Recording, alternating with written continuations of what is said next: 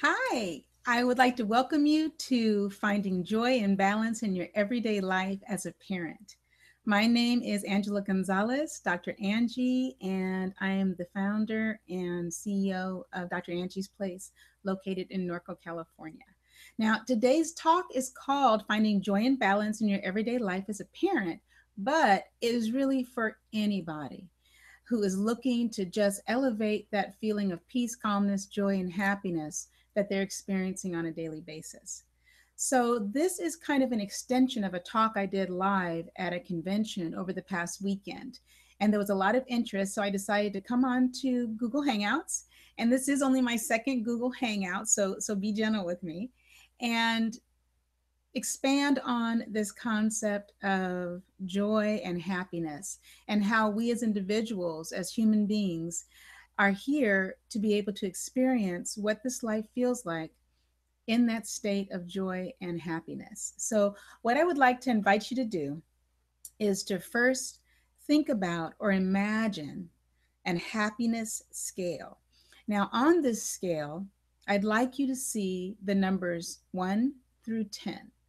And one, I would like to represent on this happiness scale that lowest feeling of sadness, depression, misery, the depths of depression.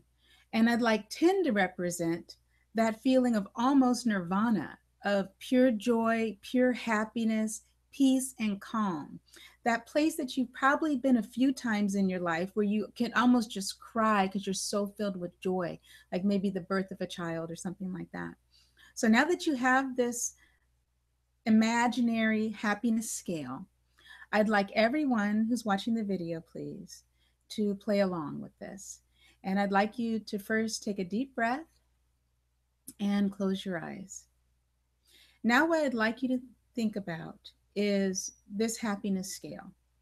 And I'd like you to think about where in this moment in your life do you find yourself on average on a daily basis. If you were to look at a week and average that week, what number would you be?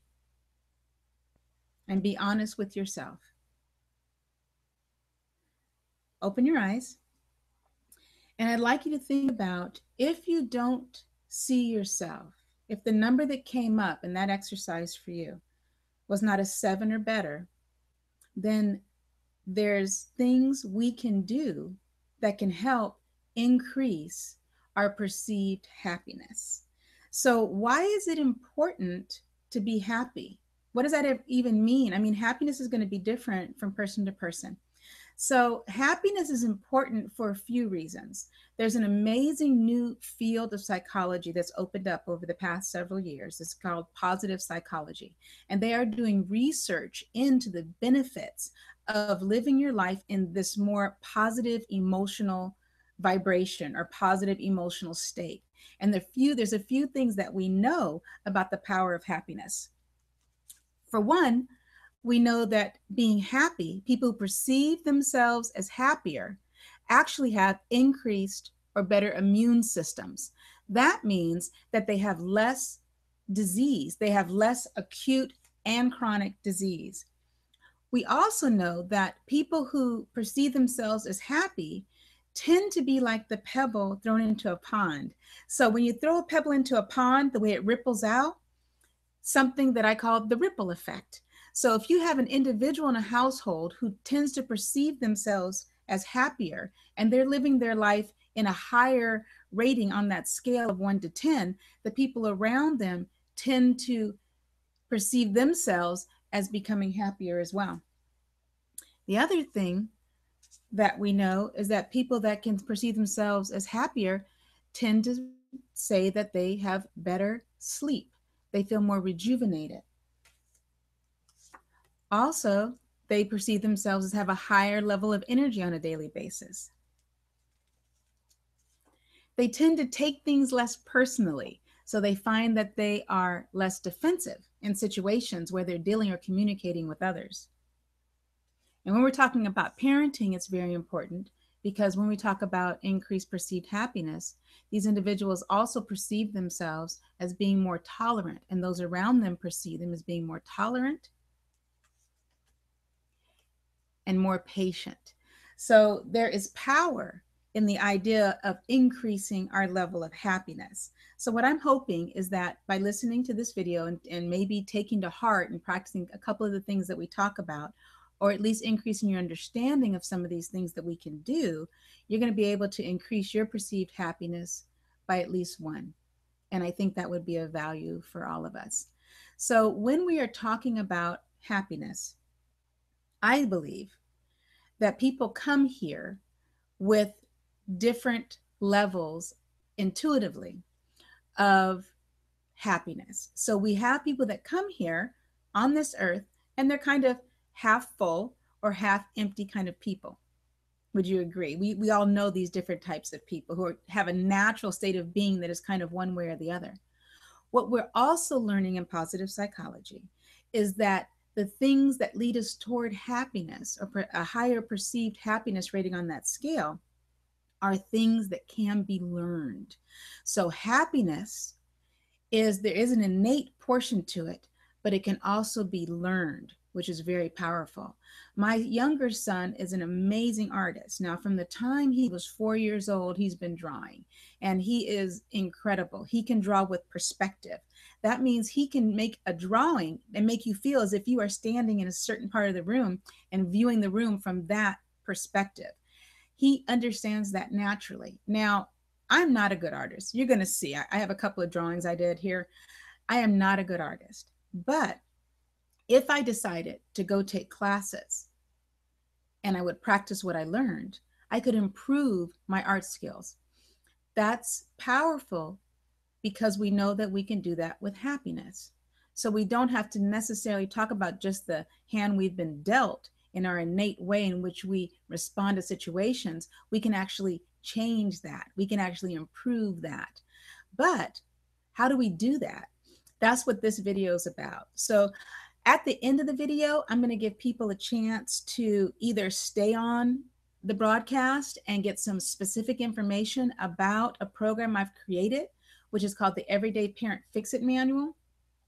I won't even go into why it's called that, but it has to do with we think we want to fix our kids, but really finding joy and happiness in our lives is not about our children. It's about us, independently of what is going on around us or who is around us. So there are some specific steps I'll talk about at that point. So if you are interested in that and you don't want to stay to the end or chime on at the end of this for the last 10 minutes or so, you can go to the website, which is everydayparentfixitmanual.com, or even easier, just go to my main website, which is drangiesplace.com, and there's links from there over to the course if that's something you're interested in.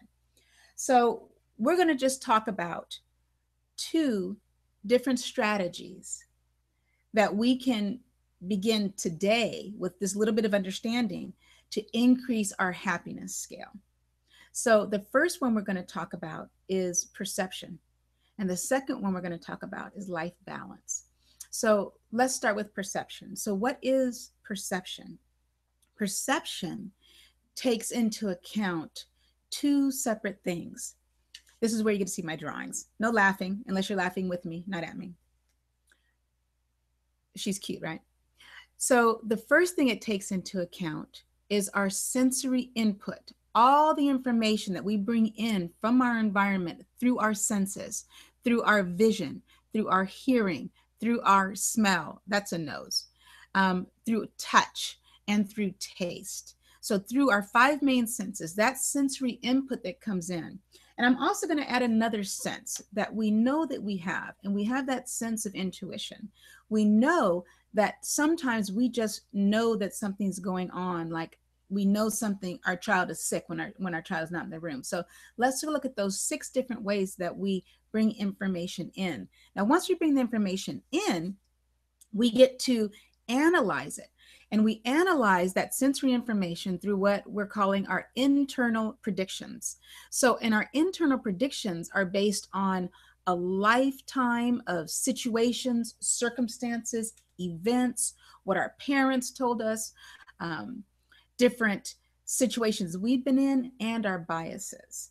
So we bring the information in through our senses, and then we rattle it around and we bring out our perception of what we've brought in based on our own internal predictions. So let me give you an example of that. Many of you have seen this before. I love this picture. So take a look at this picture and think about, what do you see? Now, the reason I like this picture is because what you see is going to be based on your internal predictions. And I'm going to show you that there's two different pictures within this picture. There is one picture of an old woman. Now, I have this set up in mirrors. Let me see if I can do it. Where this down here is her mouth. This right here is her nose. This is the eyelashes on one side. This is her eye on the other side. And she has this covering her head here. Then there's a young woman where this is no longer an eye, it's a nose. Coming down here is her chin, and this becomes her neck. And this is her hair and this feather coming out here. So either one of those is correct. There's no right or wrong as to your perception. But isn't it interesting? When I gave the talk over the weekend, I said, who sees the young woman? And people raise their hands. Who sees the old woman? People raise their hand. Who sees both? Some raise their hand. Who cannot see the other thing, even though I pointed it out? And people raise their hands. And then I said, what if I was to ask everyone who sees the old woman to move to one side of the auditorium, and everyone who sees the young woman to move to the other side? And then I'd like you to argue and present your points of why you are right. Now, is there anything right here? There's no right or wrong. There's just differences of opinion. So when we're talking about perception, it's so important to understand that perception is particular to the individual. Doesn't mean it's right or wrong, but it's particular to the individual. And so often when we are interacting with other human beings, we are arguing from this place of my perception is right and your perception is wrong. There's this new phenomenon that we're seeing in even criminal law when it comes to eyewitness accounts. And eyewitness accounts are not that reliable. So you can have that people will see different genders, different races, different clothing, colors of clothing, facial hair when there's no facial hair. It goes on, and they are perceiving that as their reality, right? It's not necessarily right or wrong, but it's truly what they are perceiving. So the reason this is important, because as human beings, having a human experience in this lifetime with other human beings, if we are to be effective in our communication with these other individuals, we have to be able to understand someone else's perspective. When we are understanding someone else's perspective, that is what we call empathy. So being able to put myself in your shoes, if we're having a conversation, allows us to communicate from a place where there is further understanding. And when we have further understanding of one another, we will feel much happier. We feel less defensive. We are more patient and tolerant and less judgmental when we have the ability to do that. So when we are looking at perception, I'd like to talk about how we perceive our interactions with other people and how we perceive them, how we perceive situations, and how we perceive events. And all this is important to how we are perceiving our own state of happiness. So let's talk about how we perceive when we are working with other human beings, other people. Back in 2008, during the elections, I'm not a highly political person, But I just thought it would be interesting to bring together intelligent women who had different political affiliations. So I put together this group of women and we called it Political Safe House. And it was a place where we had individuals who affiliated themselves as Republicans, as Democrats, and as independents. And we would watch the debates together and then have discussions. So when I started this group, I knew it was going to be heated because everybody walks in with their what? Their internal belief systems, right? Their own internal predictions of how these other individuals in the room are going to be reacting and behaving, and what they feel is their thought process and where they're coming from. So the first thing we said was that you couldn't speak unless you had a talking stick. And then if you were rude to someone else or were acting in poor taste, you were actually put in a timeout. So when we began this group, it began very spirited. We really needed to use the talking stick. As we progressed through, though, what we realized by the end of this was that all of us were actually wanting the same things for ourselves, our children's, and our country. We just all had different ways of getting there. We also found out that our political affiliation was only one small part of who we were. The other grand part of who we had much more things in common with one another than we did apart. And so what this did was that it changed many of our internal predictions, our internal biases. We had changed our thoughts in regards to the other political parties. And this becomes powerful as we left that space and then begin to interact with people out in the world who may have affiliations politically different than ours, but we didn't jump to judgment. We didn't assume that all the rest of who this person was, we didn't perceive them necessarily anymore as this person who was so disconnected from who we were and who we were being. So how we are working with one another is very important, and it starts with perception. The other thing is that when we are able to perceive from someone else's point of view, calling that empathy, it allows us to communicate better.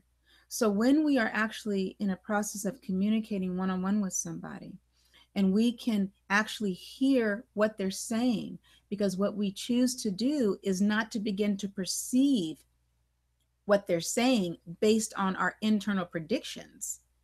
We're going to actually hear what they're saying.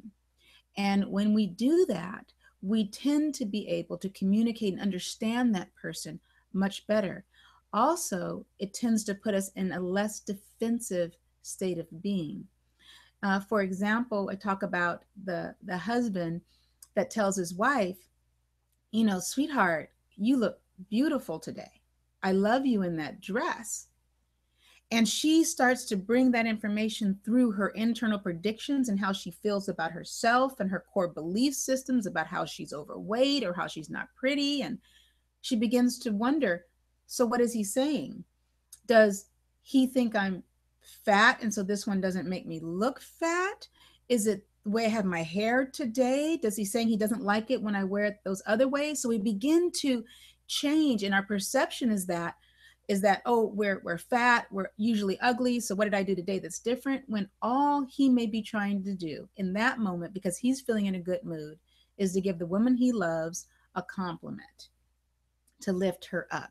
But how she takes it on and all the under meaning she puts to it controls how she is perceiving that interaction, right?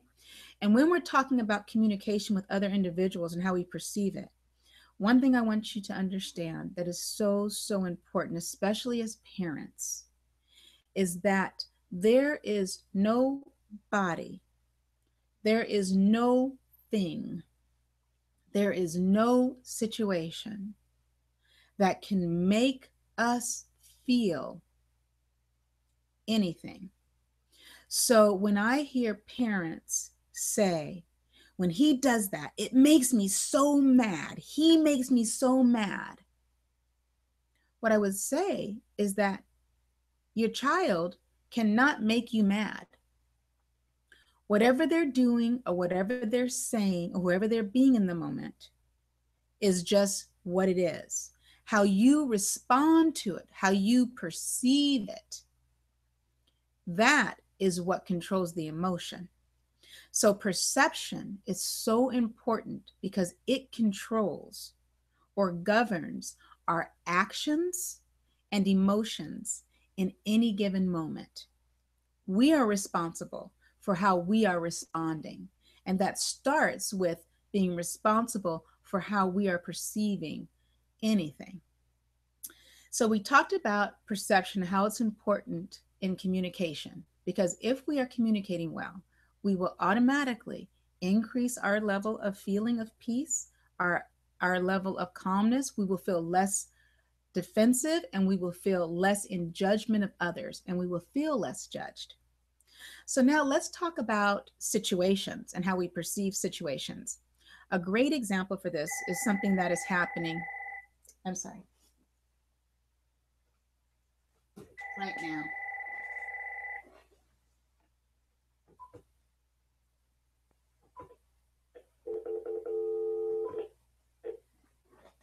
Okay, so now that could not have happened at a better time. Let me explain to you why. It's almost kind of weird. Is that I thought I had taken care of that. I had taken the phone and put it over someplace else. So now we have a situation that's occurred, right? I could decide.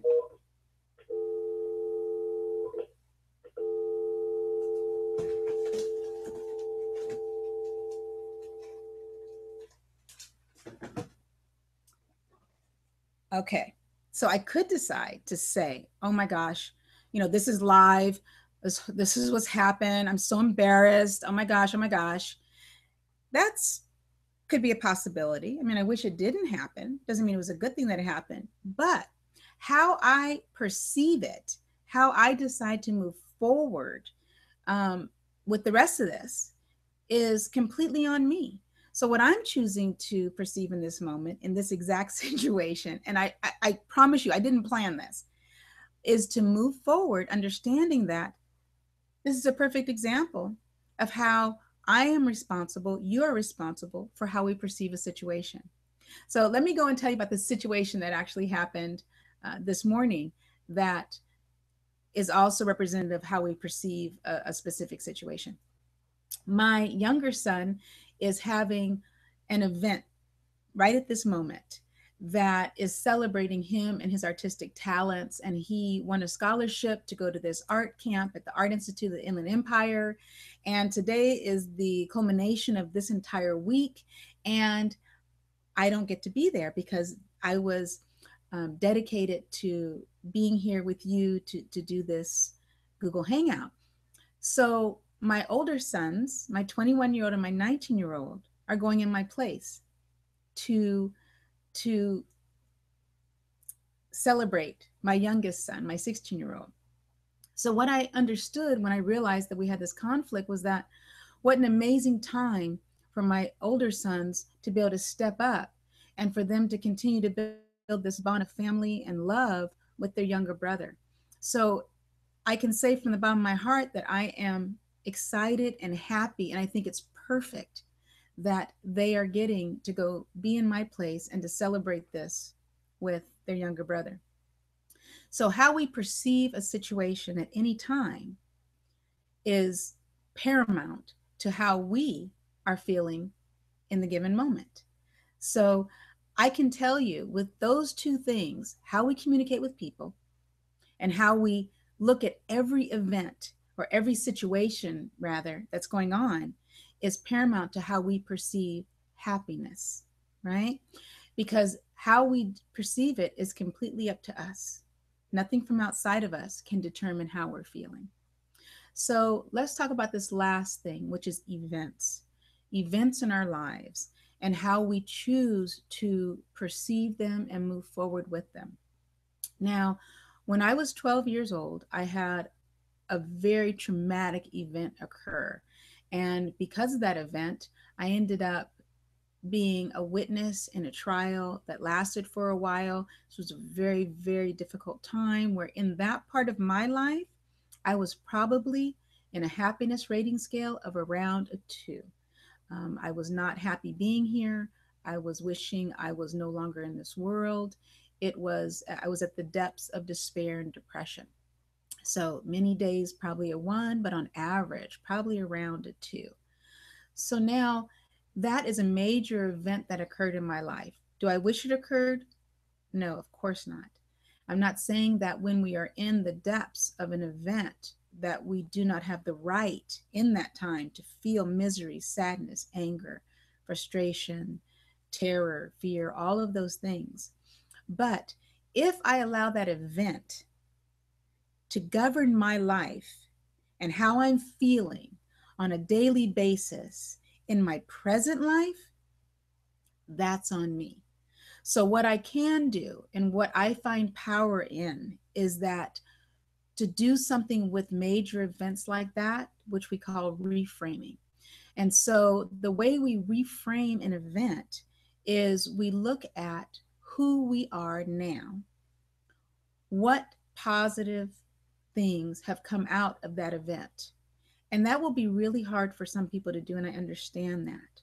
But I know, and I can sit here and tell you with honesty, because of what happened to me at 12, I am now a strong, empowered female powerhouse, right? And that's how I choose to view myself. So I choose to say that that's who I choose to be in this moment. And part of that in being who I am is secondary to what happened in that traumatic event. I know now that there is nothing that can take me down outside of self. That is a powerful place to be in. So I choose to bring that portion of that event forward with me and leave the rest of that event where it belongs, in the past. The past only has the power that you give it in this present moment. So the power you choose to give it is the learning, right? So what do I learn from an event or from a situation? Every single situation or event or person that we encounter has the ability to be a time and place for us to learn. And when we learn and when we look at life like that, as everything that is occurring in our life, whether I run out of gas on the freeway or my best friend has a newborn baby, every event is an event that I can learn from. And when we look at every event as a learning experience, we may tend to stop labeling some of those events as negative.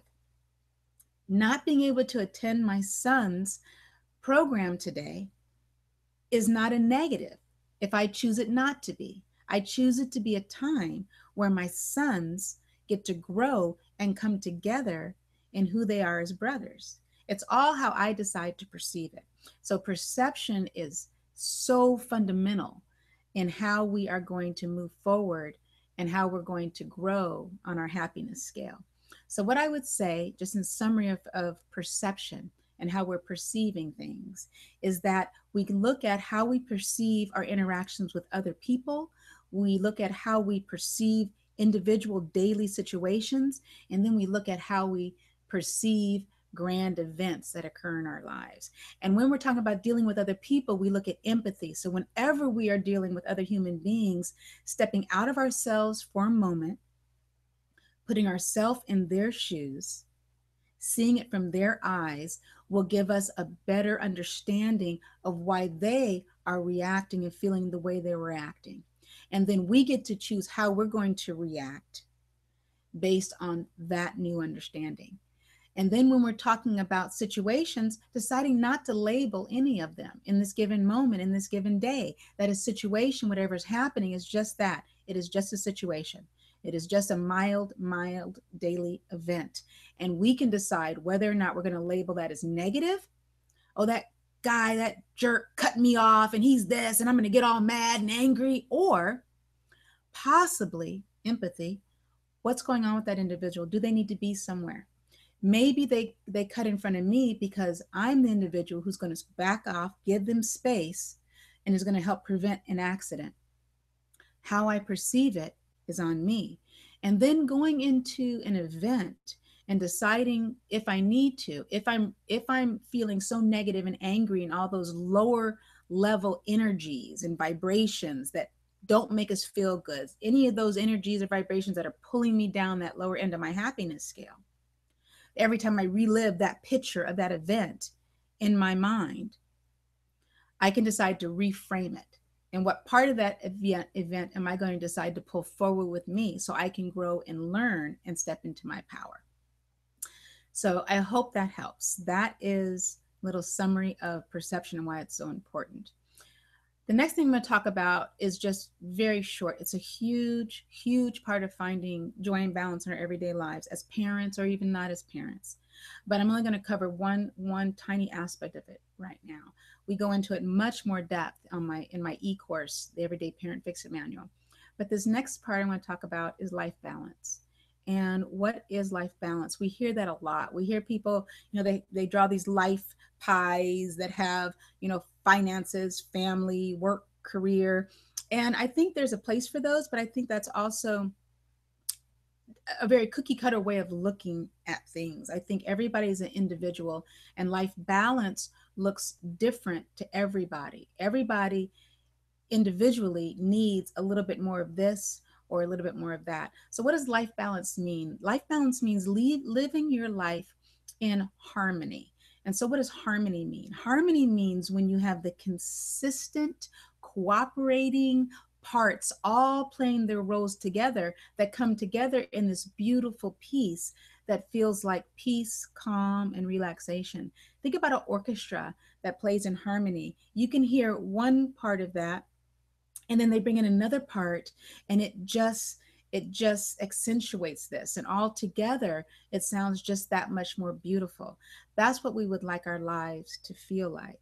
And when we live our life in balance, when we live our life in ease, it is the opposite of being in dis-ease. And I've always loved that word dis-ease comes together and makes disease. So when we are living our life in balance, and I'll talk about that in a moment, we are calmer, we feel more at peace. Again, it's part of increasing our perceived happiness rating on a day-to-day basis. We have less disease. We tend to get less disease in different parts of our bodies. So living life in balance is very, very, very important to feeling as if we're in a place of happiness and joy. Now, when we're talking about life balance, I'm not talking about every single day I am happy, go lucky, skipping around, blowing bubbles. That's not what I'm talking about. That's not what I'm talking about in living my life at a 10 every day. I would say on average, I live my life on a happiness scale of between 8 and 9. I can say that absolutely honestly. Like I said, I was back around 12, and in that depth of despair, I was living my life around a 2. Even when I became a physician, I was living my life on purpose, in my passion, on my path in this life, and I was married to the man of my dreams. I was still only around a 5. Now, why is that? It's because I didn't have some of those strategies to elevate that. I didn't know how to do that. How I saw things, my perspective on things was different. And then later on in life, when I was taking care of my father, who was diagnosed with pancreatic cancer, and he lived here at the home with us for many years. And in that end stage of his disease, I was, changing diapers and bringing him his food, and was really in a full caretaker mode. At that same time, I was building my new business, and my younger son was still struggling with school, his dyslexia. My older son was struggling with clinical major depression. All that was going on. But my perceived happiness was probably around a 7. And that's powerful. So even though it was more complicated than it was years before that, I had strategies and tools in place that I had learned, incorporating on a daily basis to help me feel my life was in more joy and happiness. And that's all we're talking about, right? Happiness is how we feel every day, regardless of kind of what's going on. When we can take control of that and make it come from self, not have to wait on the surroundings to change for us to be happy, then we're empowered. And so when we are doing that, I like the analogy of what I call a win-win situation. Most of us, many of us, are walking around talking about, when this thing happens, then I'll be happy. When I have enough money, then everything will be better. When I have more time for myself, things will be better. When I get that promotion, things will be better. When my husband finally understands me, things will be better. When my husband changes who he's being on a daily basis, I'll be better. When my kids out, right? We go on and on and on. But the importance of this is that there is the possibility, and it is your God given right to feel joy, peace, calm, happiness in this moment, right now, regardless of what's going on in your surroundings and in your life situation. There's only extreme times in our lives where that is not possible. And even in those times, you can find people who, in concentration camps, even to that degree of misery, find a way to find little bits of joy and happiness, right? Majority of us are not living in those type of situations on a daily basis. So being responsible for our happiness is on us, but we need to have some tools and strategies, and that's what we're talking about here. And I'll talk about more at the end regarding the program, that the e-course I have online to help us do that. So now when I talk about life balance, we talk about our life being in harmony. And I gave you that situation, how my happiness levels have changed, because when I was taking care of my dad, there were days that were really, really, really tough. There may be 4 days in a row where, yeah, they were really, really, really tough. And my happiness was maybe around a 6, 7 during those times. But what was important was then when I had been in that for so long and I could feel that level of tolerance and patience just diminishing, where I had nothing else to give, it felt like. I have a wonderful husband who would say, just go to the movies if you'd like, or do you need a few hours? And I would be given that, and then I could replenish myself. So life balance does not have to look like balanced on a day-to-day basis. It could be on a week-to-week basis. So you're bringing yourself back to that place and filling yourself back up. Now, the one thing I want to talk about, particular to there's a lot of different strategies to balancing your life and what that looks like. And in the program, we go into the specifics. We spend a week on it, um, just on life balance, and give you exercises to help determine what life balance looks like for you. But the one thing, especially as parents, and I see it so often, that where we are out of balance is in that taking care of self. We are so busy living in those identities of mom, dad, sister, brother, um, mom, um, physician, all those different places. We don't look at Angie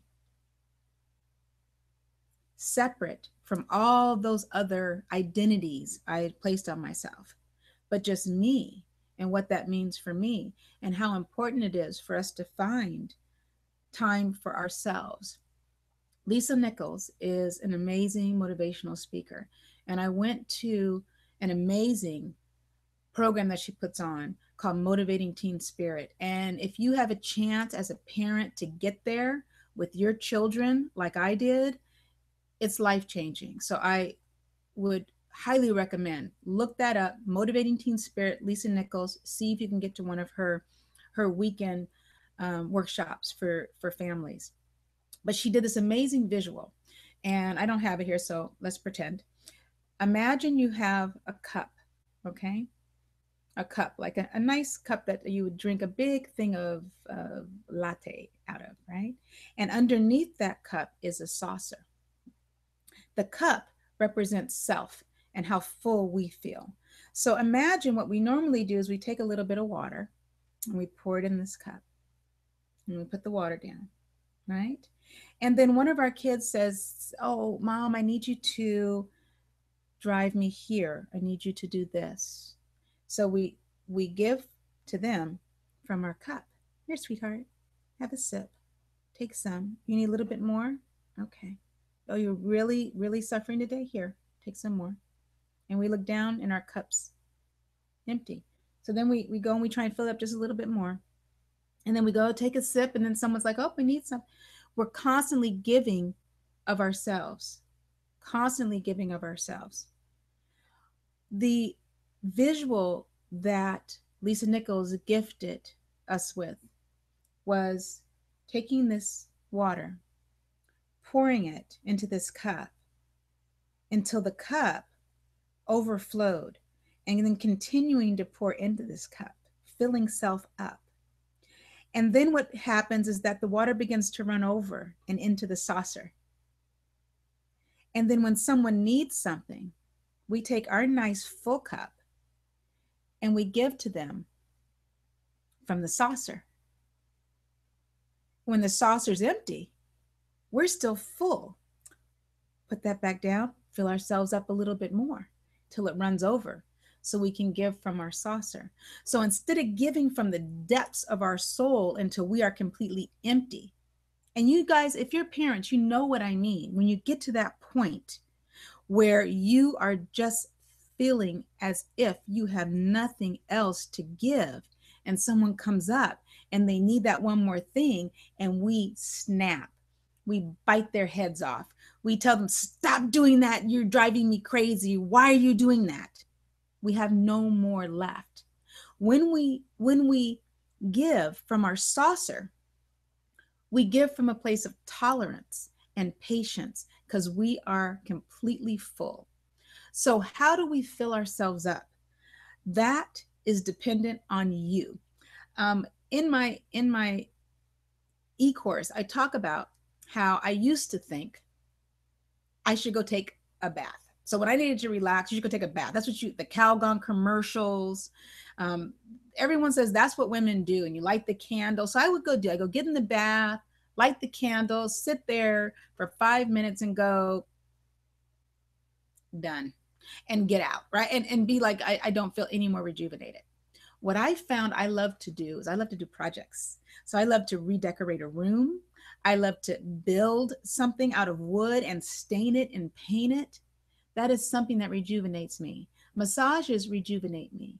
Going out with my girlfriends and having a glass of wine and joking rejuvenates me. Getting together with my Shabo group, you know who you are, rejuvenates me. So I have learned how to fill myself up. So when I give from my overflow. So what I would like to say at this point is that you deserve to be happy. Being a parent is not synonymous with being a martyr. You are not here to suffer and be in pain. If you are identifying yourself and who you are as the person who is, this happened to me. What is your story? Is the story that you're reliving on a daily basis about your miseries? Then what I would say is that it's time to release that story, reframe it, and begin to move yourself up on your happiness scale. So at this point, I'm done with giving you content and information. I hope you can take this and move forward and move up on your happiness scale a little bit. If you're interested, for the next few minutes, I'm going to talk a little bit about the program that I've created. If you're not interested, feel absolutely fine about signing off. I won't be offended. And hopefully we'll see you later on some other Google Hangouts. So the program that I created came out of everything that I've learned that has helped me to live my life on my happiness scale on a daily basis, on average between 8 and 9.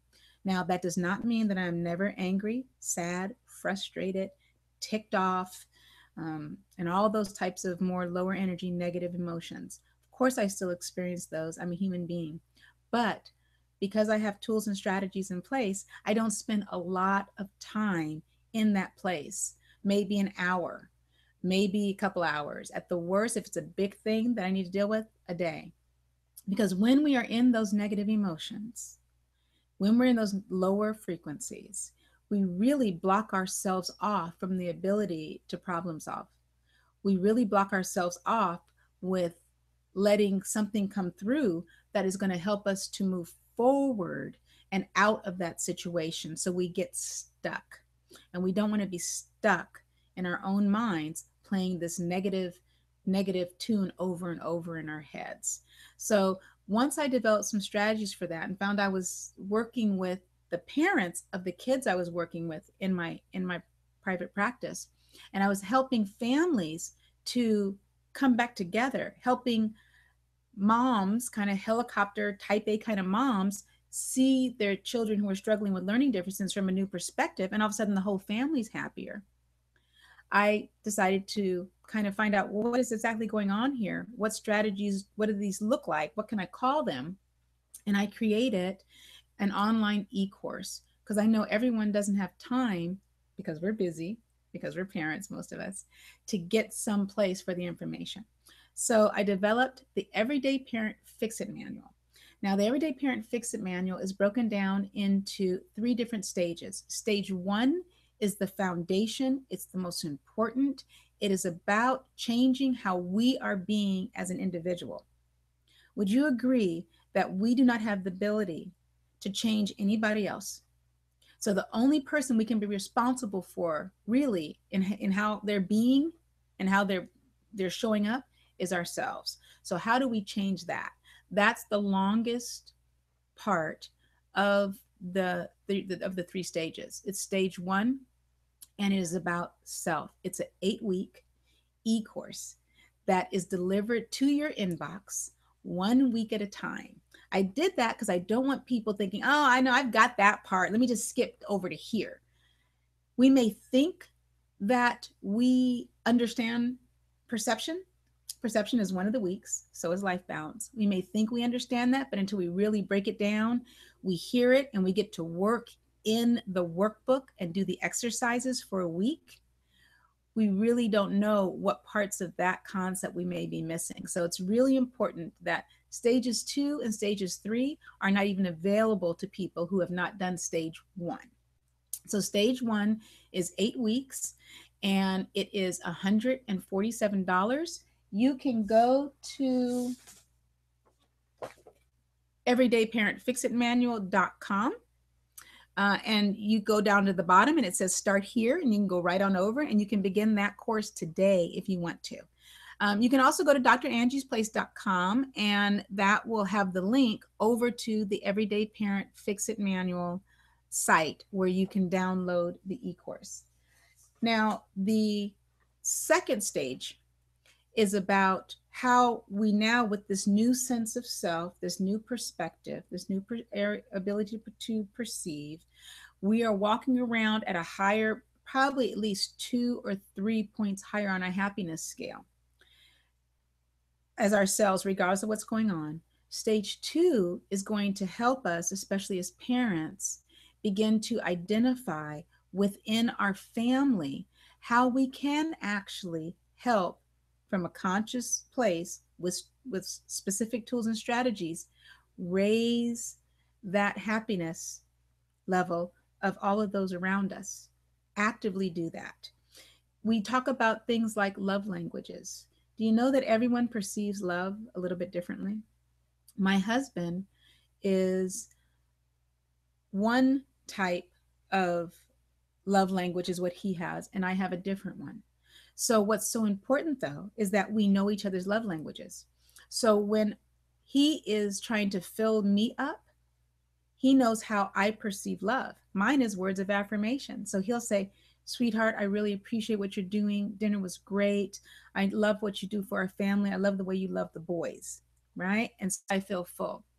My husband's love language is touch. So if he's had a hard day and he needs lifting up, I'll say, sweetheart, how about we sit on the sofa, you tell me about your day, and I rub your feet. And you immediately see him decompress. And at the end of that, he feels relaxed and his love tank is filled up. So it's important to know how each family member perceives that. That's just one of the 4 weeks in stage 2. So stage 1 is about how we begin to find happiness for ourselves and on a daily basis. Stage 2 is then about how we bring that into our family life and who we're being. And if it's not your family, it's who are you interacting with on a daily basis, right? Even your brothers and sisters, your parents. It doesn't have to be your own children. You don't have to be married for this. Even your coworkers. what are their love languages? So what is your boss's love language? So how does your boss perceive when you're lifting them up, right? And then the last part then is about what I call loving your life. So how do we bring and that's the last 4 weeks. So all together it's 16 weeks. 8 weeks stage one, 4 weeks stage two, and then 4 weeks stage three. So for those individuals who finish stage one and stage two and want to go on to this part, what it allows them to do is to find their purpose in life, help them to live their life and love everything about what's going on in their life on a daily basis. And that's another 4 weeks. So if you're interested in this, the whole package, stage one, stage two, stage three, altogether is $297. You can buy that at the beginning, or you can go in and just buy stage one at $147. So in the future here, if we get people who are interested and are active on these with these programs, we're going to start to build some communities, some private communities, probably through Facebook, that people will be able to go there and engage. And only if you have purchased and are involved in the program, you're following the program and the exercises, will you be allowed into that group, into those groups? Because as a community, we can all grow. Through you, I learn and grow. So I hope this has been good information for you. I hope to see some of you growing and using the information and content on the internet that I've created, and I hope to see you in the communities. This is Dr. Angie, and thanks so much for being with me today.